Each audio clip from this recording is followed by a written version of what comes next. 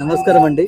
दशावतार क्षेत्रातील कलाकार आणि एक असं गाजलेलं नाव स्वरूप सुंदरी दशावतार म्हणून ज्यांना ओळखलं जातं असे स्वप्नीलजी नाईक आपल्यासोबत आहेत.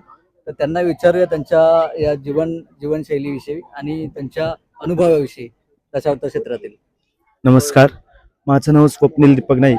मी सध्या श्रीदेवी माऊली दशावतार नाट्यमंडळ इन्सुली म्हणजे माझं गाव इन्सुली. माझी सुरुवात इन्सुली गावातूनच त्याच मंडळात झाली आहे आणि आता सुद्धा मी कार्यरत त्याच मंडळात आहे. अनुभव म्हणजे सांगण्याचा एकच की दशावतार क्षेत्रामध्ये आम्ही काही जास्त पैसे वगैरे कमवले नाही.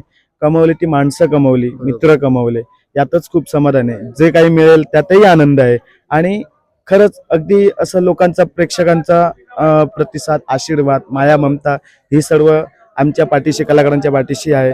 हे पाहून खूप आनंद म्हणजे आनंदच वाटते आम्हाला. नक्की एक गोष्ट आवर्जून सांगावीशी वाटते की लोककला कोकणची जी परंपरा आहे, सर्व नाव जगभर गाजलेलं आहे तिचं, आणि ती कला तुम्ही जोपासताय, ती जीवन ठेवताय, त्याच्याबद्दल पहिलं तुम्हाला सॅल्यूट आहे, सलाम आहे माझा. आभारी.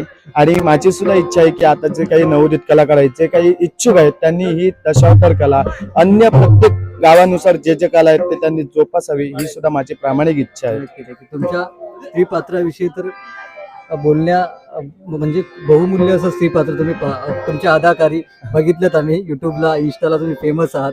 तुमच्या त्या अदाकारी किंवा तुमचं पात्र, स्त्री पात्र उभे तुम्ही उठवता पडद्यावरती आणि स्टेजवरती, तर त्याबद्दल खरोखरच तुमचं कौतुक करण्याजोगं आहे. आभारी. सुंदरी म्हणजे ईश्वरी देणगी आहे.